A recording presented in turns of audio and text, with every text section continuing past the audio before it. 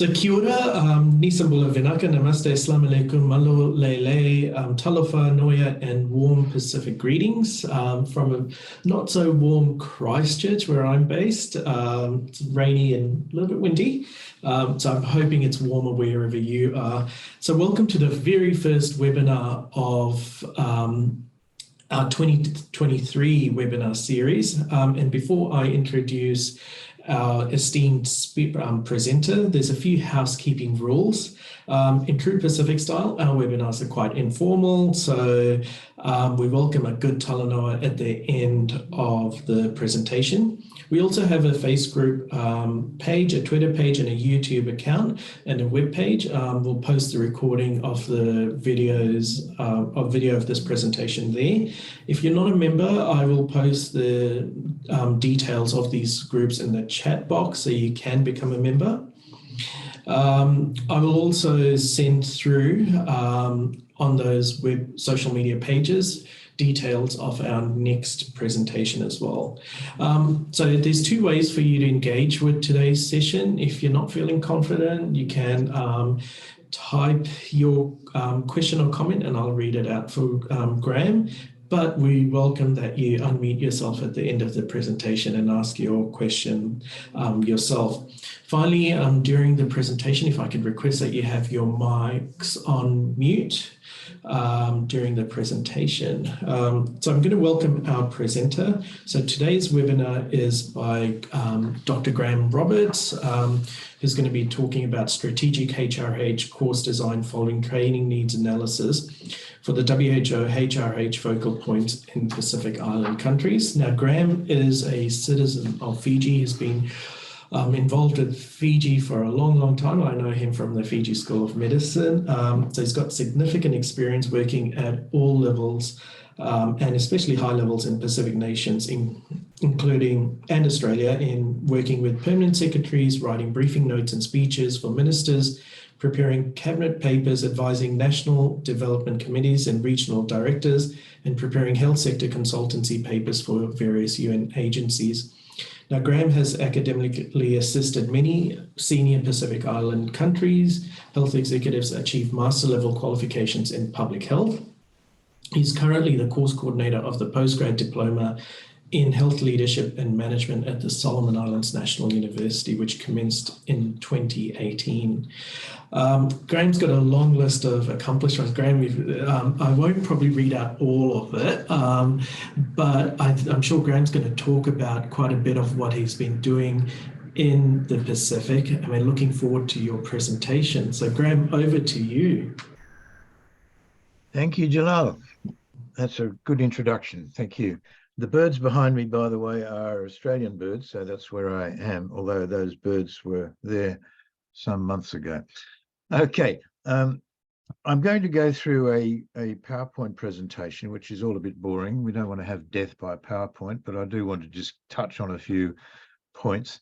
I'd also like to point out that my business partner, Lee Redout, is also on the webinar, and together, this is work that we've done together in preparing for the Pacific Islands Focal Point, HRH Focal Point People Training Program. I'm just going to give you a bit of a background to not so much myself. Jalal's already done that, but I do have a fairly extensive experience. I've been to many, if not most, Pacific Islands countries and done work in those that I've been to. My background is really quite diverse. I do have qualifications in management, health services management, but I also have a PhD in psychiatry, so and another degree in tropical public health. So I'm a sort of a mixed match person who's quite useful in many different places, I hope. And that's my ambition, of course, is to remain useful. I'm getting towards the end of my career, but I'm trying to maintain it for as long as I can. Currently, I'm an adjunct professor at the Solomon Islands National University in Honiara. Jalal's mentioned the program that we've run there. We've run it for 3 cohorts of students have gone through now, and we have just under 60 graduates. And each one of those graduates is in a key position in the health services in the Solomon Islands. So strategically, we have a very interesting group of people in the Solomon Islands that we've been working with now for a number of years. And the university, the Solomon Islands National University, where we are planning to carry this idea further, not just into more students, but into what the students do after they've graduated and how can they form themselves into lobby groups, how can they form a professional association, and how can they continue to write. Now, the course that we ran there basically is an adult learning experiential type of course where people reflect on their own experience and their assignments are based on their own work. The major assignment is a major assessment project, which is an intervention study as to a problem that they've identified and how they're going to address it. So that gives us a group of 55 or so major intervention studies that have been written up and are now begging to be published. So that's what we're trying to do. This matures the role of the university in society by giving commentary on social issues, and it allows a voice for the professionals who have graduated in our program to express their thoughts and concerns in written ways or in conference presentations. So that's that. Let me go into the presentation. I'll try not to bore you with it, but basically this is it. I'll just get myself out of the screen. Okay, so that's me. I've already gone through that. What I'd like to talk about this morning is,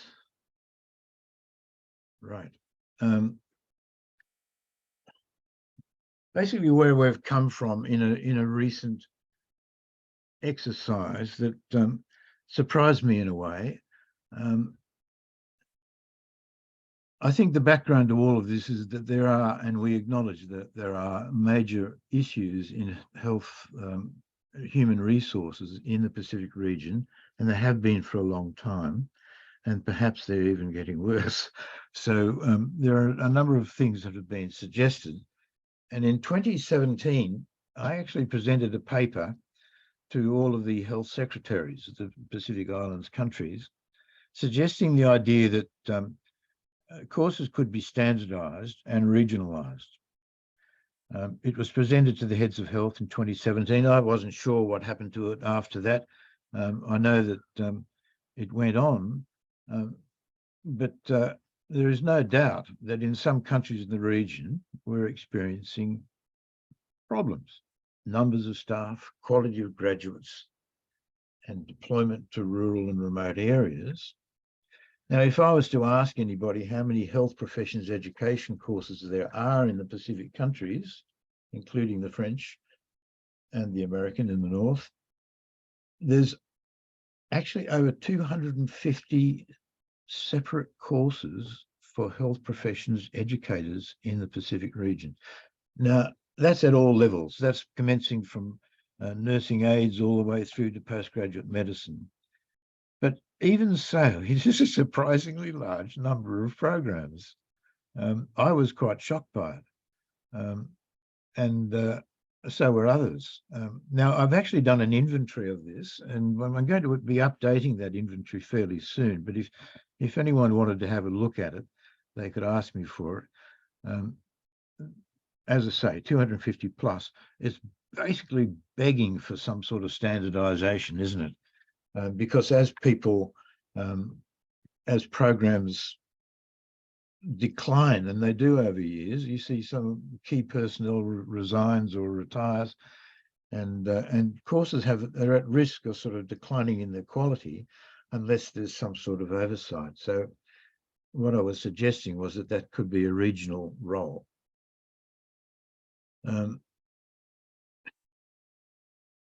The proposal to standardise health professions education meets all of the criteria for inclusion in the Regional Framework for Action. Now, the Regional Framework for Action is something that's been produced by the, what's that group? It's been produced by a regional body to say that if we're going to regionalise anything, there are certain criteria that need to be met.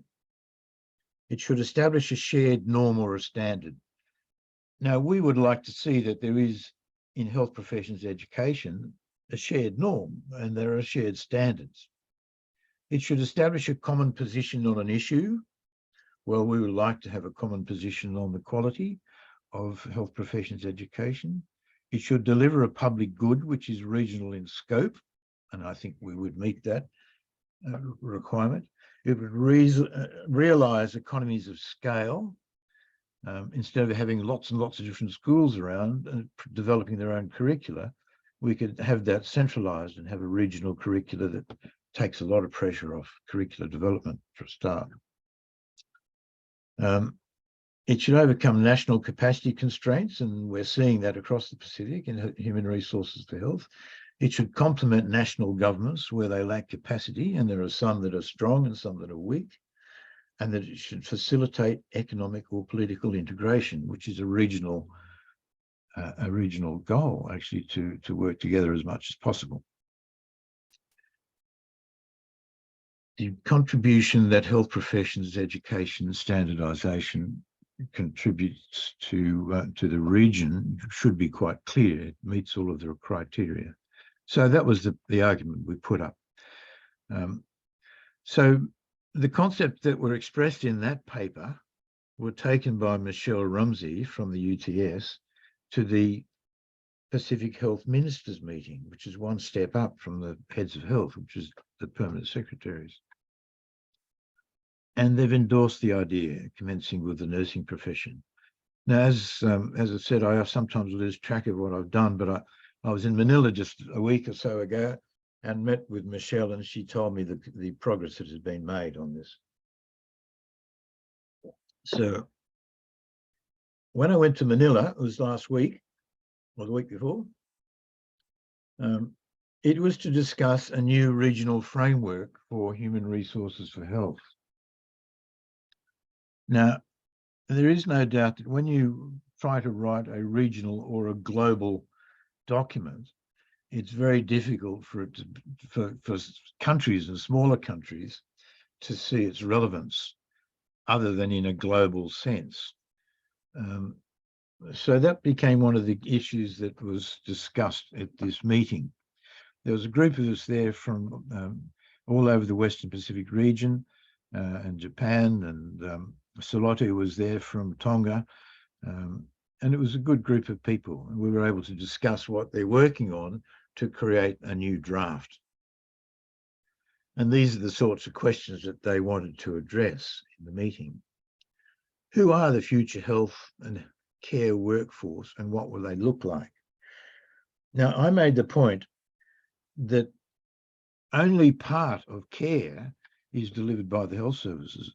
A large part of care is delivered by families and communities in the Pacific cultures. And that point, I think, was well taken, and I would hope to see that it's reflected somewhere in the need to encourage health workers to engage more with the carers who exist in families and in communities who don't necessarily have a title. So maybe they will look like mum and grandma and other people in the family. Maybe that's what they'll look like. What are the bottlenecks that need urgent changes and how to address them? The bottlenecks, I don't know that there are that many bottlenecks. What I see is a shortage of production. There are bottlenecks in logistics and allocating people around country services, but what are the policy levers necessary to overcome some of the barriers that exist? Now, I've made a reference to the need to standardise, and perhaps that's one. And it becomes a policy issue as to what the region wants to do about standardising health professions education. And then with the question of how can we produce a fit-for-purpose workforce?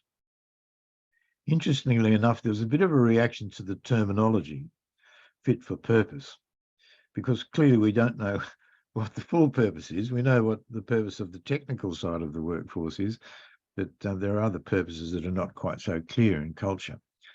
But also the there was a bit of a reluctance to repeat the terminology in previous reports. We all know the risk that reports can be written and look good, but they can sit on a shelf. And when the repetition of terminology from previous reports is included in the next, sometimes you're losing that impetus to rephrase things and to repurpose them. So, a number of questions. How can the system better manage and retain the workforce?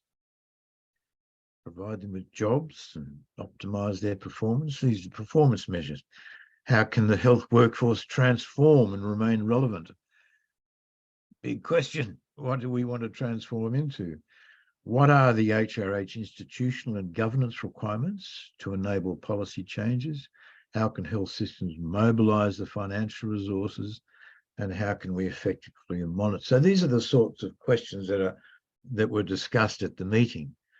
I don't know that we actually addressed all of them, but these are certainly relevant issues for all of us. But my point here was that there's such a variation in countries and capacities across the region from Asia and the Pacific, that perhaps not all of these questions can be answered in one document for each country. So I made a point that whatever document is produced, it needs to be seen as having some relevance to national capacities and national development plans. Often there's a risk that documents can be standalone and separated out from the national intent. So some of there was discussion around this paper, Health Workforce Requirements for Universal Health Coverage and Sustainable Development Goals. And this magical figure comes up of 4.45 doctors, nurses, and midwives per 1,000 population, an indicative minimum density representing the need for health workers. Now, those of you who work in this area would be aware that there is a global shortage of health workers. And we can see it's 17, let's see, a base shortage of healthcare workers in 2013 was about 17.4 million globally. I expect it's worth. And then we have the issue of migration on top of it. But the point that I made and others supported was that there is no mention of allied health workers here in this ratio. 4.45 doctors, nurses, and midwives. But we know that Pacific cultures only seek part of the care that they need from doctors, nurses, and midwives, and that there are others involved in their care, including family members. So the argument that I made and others supported was that what we need in the Pacific, particularly, are more allied healthcare workers. We only have the medical laboratory technicians. We have a few physiotherapists. We have a very small number of nutritionists. We have, there's a whole range of things that we don't have: occupational therapists, psychologists, mental health issues in the Pacific, as Lee and I discovered in the Solomon Islands, are really quite a concern for young people. And yet we don't seem to have enough allied health workers. So the argument was, why are we only talking about doctors, nurses, and midwives if we want to transform the health services? So that, I think, was picked up by a few people. Barbara McPake from Nossal was there, and others, including Michelle. Comment is that in the Western Pacific region, despite all efforts and progress, critical gaps remain. The numbers, their distribution, their quality, and their protection. Now, I've just read a major assignment from a Solomon Islander student about one of the isolated areas of the Solomon Islands, and it's a dreadful management dilemma. So it's not just the numbers and the distribution, but it's the management of these things. It's the management of the production. It's the management of the deployment. It's the management of the quality. It's the management of the supervision and protection. So this is what we've been focusing on in the Solomon Islands course. We can see the burdens are going to increase. So this is what we've come up with. Now, Lee and I were, and our small company, Human Resources for Development Alliance, which has got the logo up the top up there, we were contracted by the WHO in Suva to conduct a training needs analysis of what the people working in human resources for health in the Pacific countries, what they need, what their training needs are.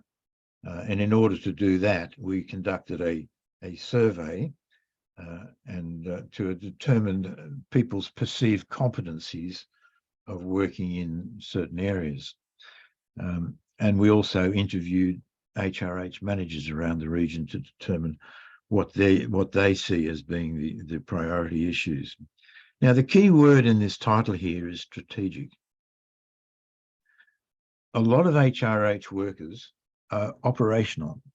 They're pushing the numbers around. They're trying to work out the finances of it all, and their work is largely operational, just trying to keep administration going on.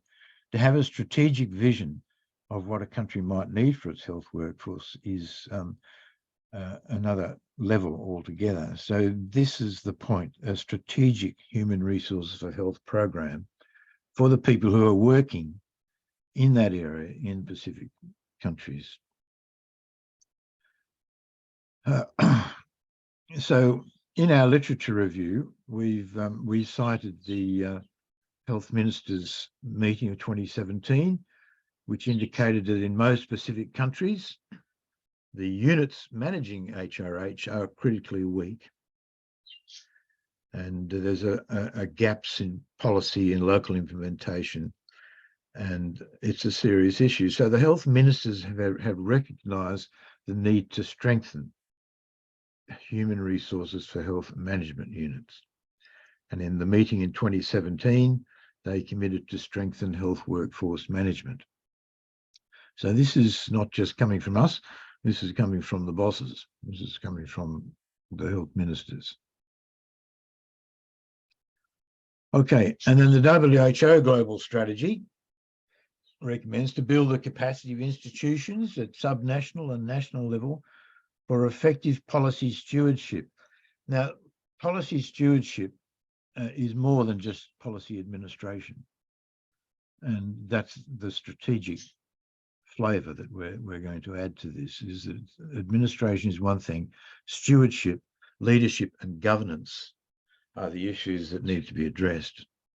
And the policy option emphasised that all countries have an HRH unit reporting to a senior level within the Ministry of Health. Now, what we've discovered, that's not always the case, is that sometimes the HRH manager is not on the executive level.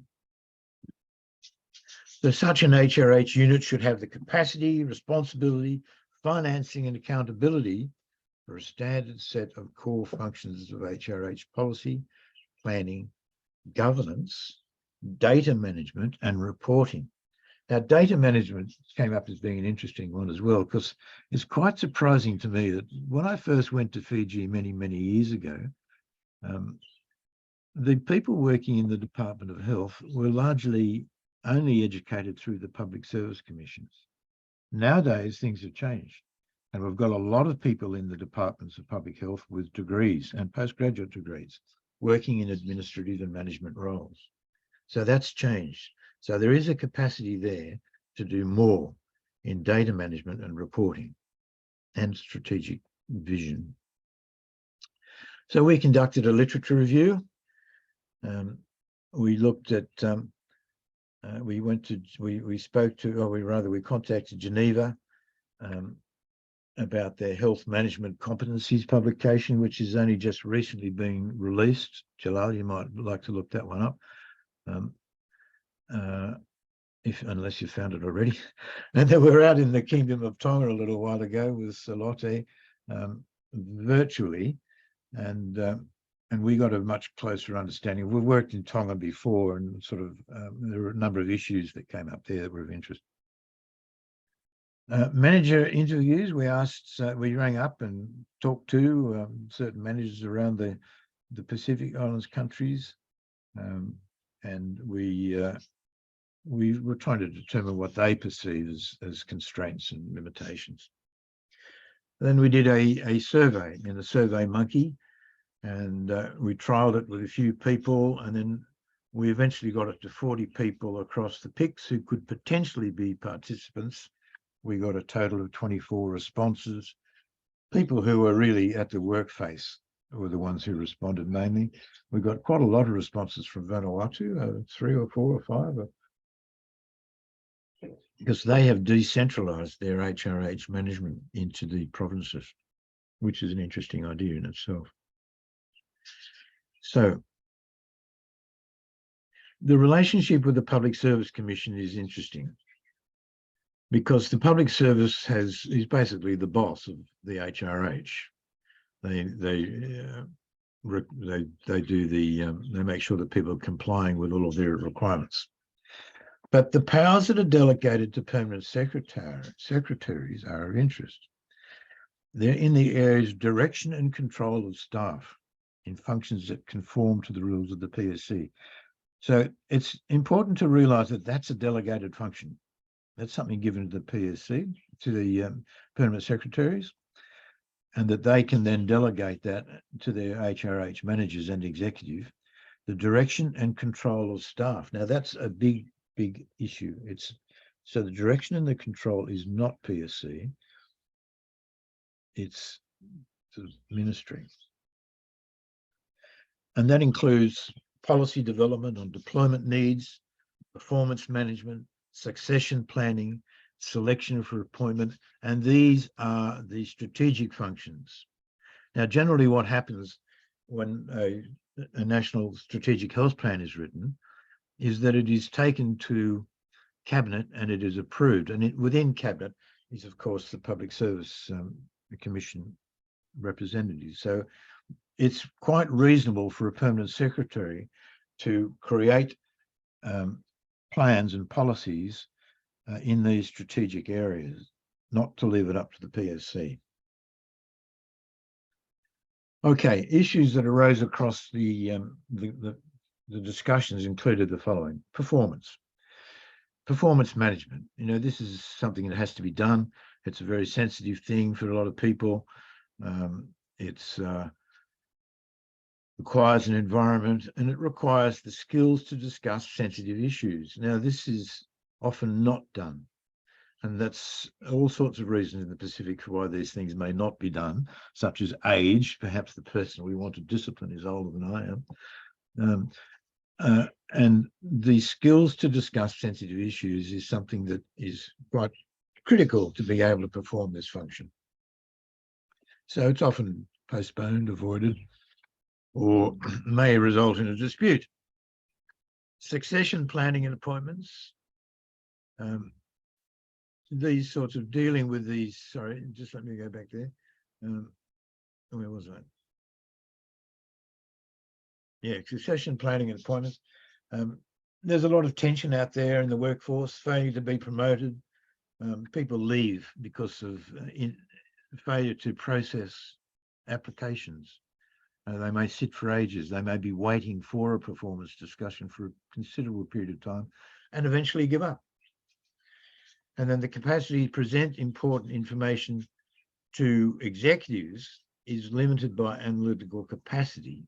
Now, this is where I think there's a lot of room for movement, is that, as I said earlier, there's a lot now of graduates in the system now, and it would be one thing to do strategically to strengthen the capacity to present information.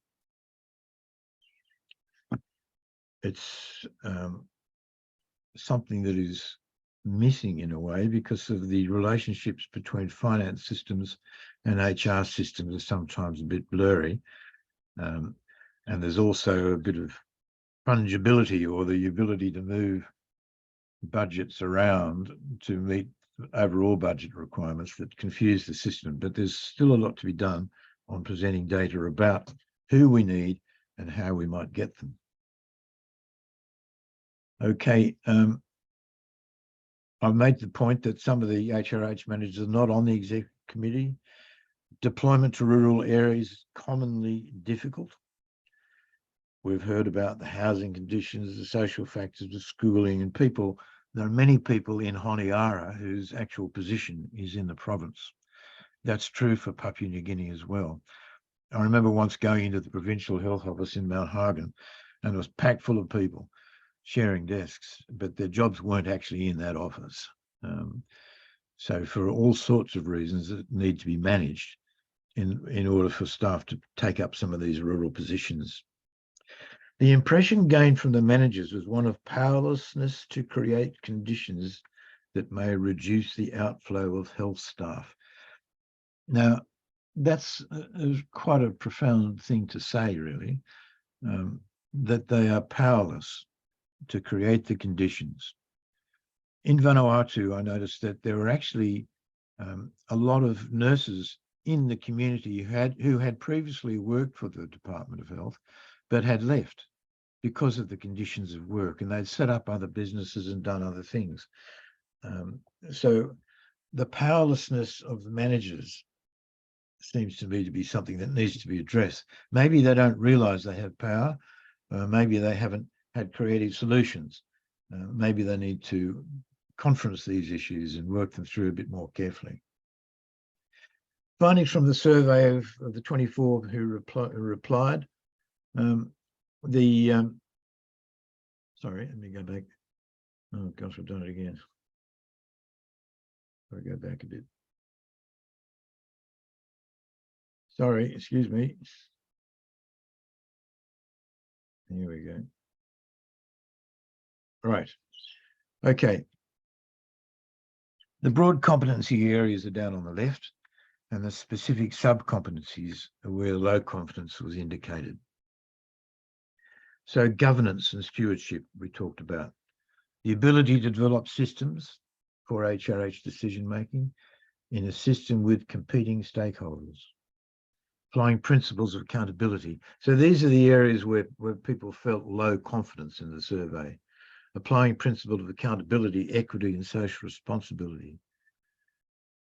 In stakeholder analysis, undertaking a stakeholder analysis of their interests, resources, and capacity to support HR. Preparing for communication with workers' representatives and labour unions.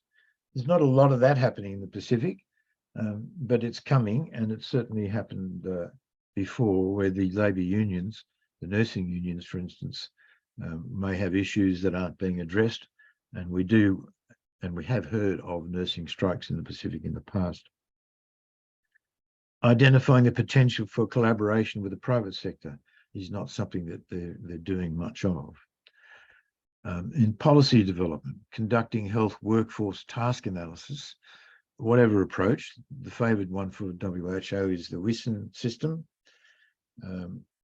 Not many people knew how to use it.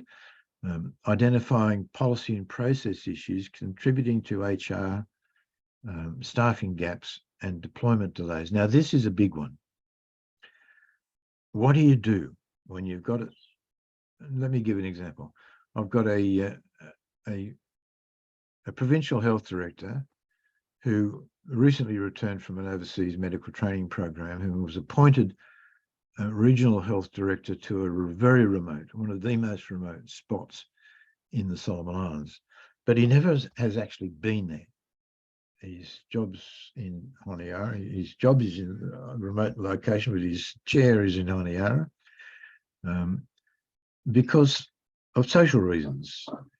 Young man wanting to establish himself. You know, there are all sorts of reasons that can contribute to people refusing the deployment that is necessary for the health system to operate. So what are the policy responses there? What do you do? How can you deal with that? It's not just a performance issue.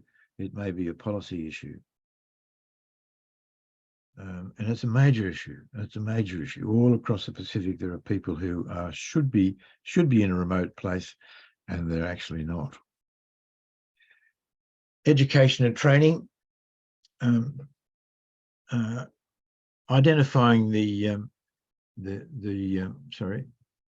regional education providers that you can send your staff to or your recruit from. The National Qualifications Authority levels, this is all something that's been occurring in the Pacific. One of the reasons why standardization is a good idea, because national qualification authorities are aligning themselves across the Pacific with the Pacific qualifications level. So that facilitates standardization. Identifying options for accessing courses for people, they're not so good at that. Identifying bottlenecks between health worker graduation and employment. We had a situation in one of the countries remain, which I won't mention, which had students graduate from a nursing program that weren't actually employed for 18 months. And you have to wonder what skills they lost and forgot about and moved on to other things and what the loss was. So there are bottlenecks in the administration between graduation and employment. Organising an equitable or fair scholarship selection process. We do know that scholarships are often awarded to people who have some sort of connections in the system. So it's a challenge to the HR manager to try to conduct this in a fair way. It's an ongoing challenge. Organising a budget for scholarship holders' travel and allowances. Interesting situation in Papua New Guinea many years ago, where the HR manager came to me. He said, "I don't know why." He said, "But I'm millions of kina overdrawn on my budget. Why?" And he couldn't figure it out. And it wasn't that difficult to figure out, actually, because all of the people who received a scholarship didn't just receive the scholarship, but they received all of the other public sector allowances and schooling for their kids and clothing allowances and travel for family and all of those things that he hadn't accounted for. So a budget for scholarship holders is a tricky one. Organising in-service training, participants' attendance and support. That's something that at a conference, for instance, or even in the course that we've run, the HR manager is the person who's identified the methods of travel and the costs of travel, and they've found support to bring students into the university. So these are sort of pretty big issues, and yet people are not feeling confident in these issues. The issue of professional regional mobility. It's been a fairly informal arrangement that if you graduate from PNG in medicine or Fiji School of Medicine, that you can be employed across the Pacific, and people do move, but there's no real formal way of endorsing all of that, or even facilitating it. If you have shortages in a country, isn't it possible to send people from another country to support them during that period of time? I'll give you an idea about that in a few minutes. Regulations, applying the best practice approaches to enforce regulations. Now, people don't feel confident when they have to enforce regulations. These are often people who are not at the executive level, who have difficulty gathering together the authority to discipline or to enforce employment regulations. Back to the HRH data and information systems, there's a number of frameworks. There's health workforce accounts, there's links between human resource information systems and finance systems. All of those things, these links and data networks could be improved, and yet people don't feel confident to work in these areas. So that's something where the training could be useful. Championing better working conditions with executives. As I said, in Vanuatu, there were nurses in Port Vila who had left the situation, left their work because of the conditions of work. They thought they could do better elsewhere. That's a national loss. So how do you champion for better working conditions with the executive if you're not on the executive or you're a junior person? Developing and monitoring risk management plans for worker protection is something that people hadn't really thought about much. There's all of the infection control stuff that's done in hospitals, but in terms of the protection of workers in remote places, and there have been some incidents, serious incidents of murder and of people gone missing. The Institute of Medical Research in Papua New Guinea being one, but there's several in Australia as well that we could have talked about. Okay, so that's basically what we found out from our surveys. There's a lot of lack of confidence in some fairly important strategic areas. So what we've put together, and I'm not going to go through it much at all, I'm just going to show you what's in it. What we've put together is a course that is based on adult learning principles. It's based on the position that participants already know a lot about their own country and the area, and they've been managing it for some time. And they will bring with them to the course some data and information about their own situation, which they will modify and work on throughout the course. So it'll all be based on adults learning about their own jobs. They'll be asked to think strategically about what direction HRH in their country could go to meet people's healthcare needs. I mentioned earlier about allied healthcare workers. I see there is a big role for allied healthcare workers. Maybe people need to see that before they move further down that track in the Pacific. And also in Asia, you've got the allied healthcare workers, but they're all gathered up in hospitals. So there's issues about strategically distributing the staff so that it meets the needs. Okay, so as I said, it draws an experience. By the end of it, we would hope they would be able to manage the health workforce, link with other health systems, critically interpret evidence, develop and implement good governance arrangements, mobilise and engage multiple stakeholders, and develop and set the vision and strategies to effectively steward the program. So this is basically what's in the course. And that's as far as we're going into it, actually. The introductory activity is where people will gather with their own information and share it with the other participants in the course. They'll find common ground. They may have unique issues that they could seek advice on throughout the course. Then module 1 is the policy setting. Now, given that there are external agencies like UN and others involved, the policy setting is important. So we'll be going through that at a global, regional and national level.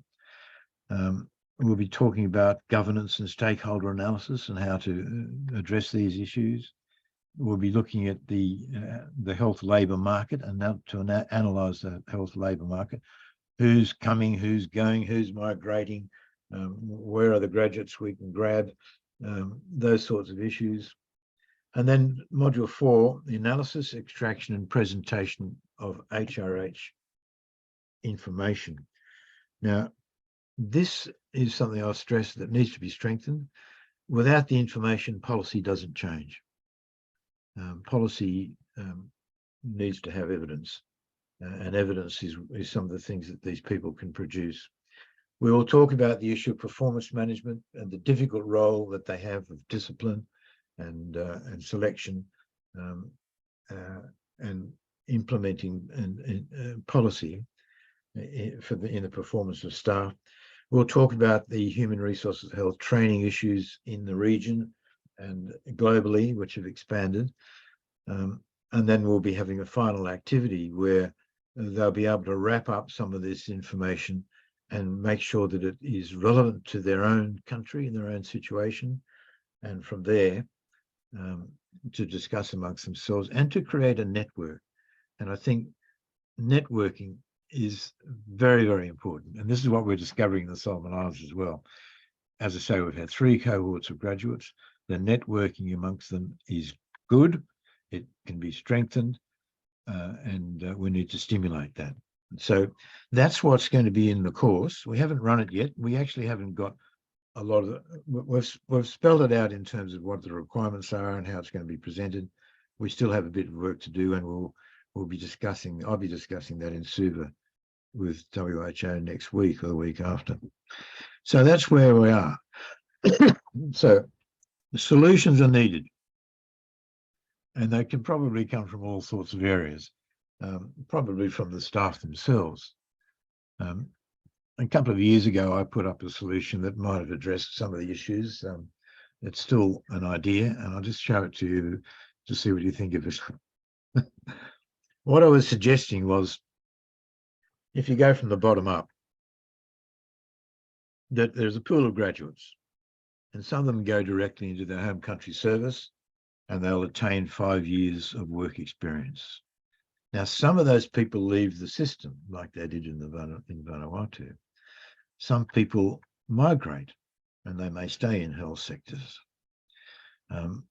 Some of those people may be willing returnees. They may come back, either returnees from those who've exited or willing from the diaspora, spread around the Pacific or in the Pacific Rim countries.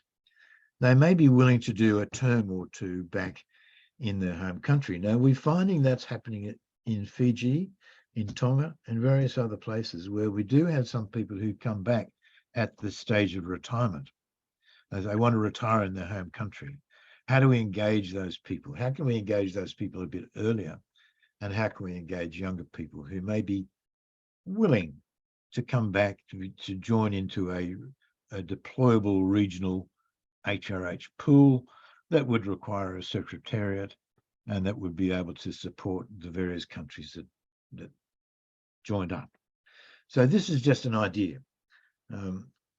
There may be other ideas. There's ideas about migration. How can we overcome issues of migration, which is now a major issue in the Pacific? I think I'll find that out in Fiji next week. I've heard that 50% of the staff of some institutions have actually migrated. So what do we do about that? So what I've tried to present to you today is just a whole bunch of stuff about human resources for health. It's an evolving issue. It goes on, and it suffers from the main concern that people have is in the word shortages. So how do you address shortages is a question. I recently marked 78 assignments from the University of New South Wales on human resources of health, and from all over the world, international health. And the similarities were striking. It's the same issues across the globe. Shortages of staff, the wrong staff, people pulled up into hospitals and offices, not deployed correctly, underpaid. I could go on and on and on. So it's a major issue. But when we're talking about millions of health staff short, it's not a word that WHO wanted to hear at the conference. They didn't want to hear about shortages. They wanted to hear about solutions. So here we are now thinking about what can we do about this. One thing that we're attempting to do, Lee and I, is to introduce the strategic thinking into the local people who have the job, hopefully to influence the executives in those countries with a bit more data and a bit more evidence and a bit more pressure on policy. And that's all we can do at the moment. But as I say, looking for solutions. So please hand them in. Jalal, I think I'll stop there.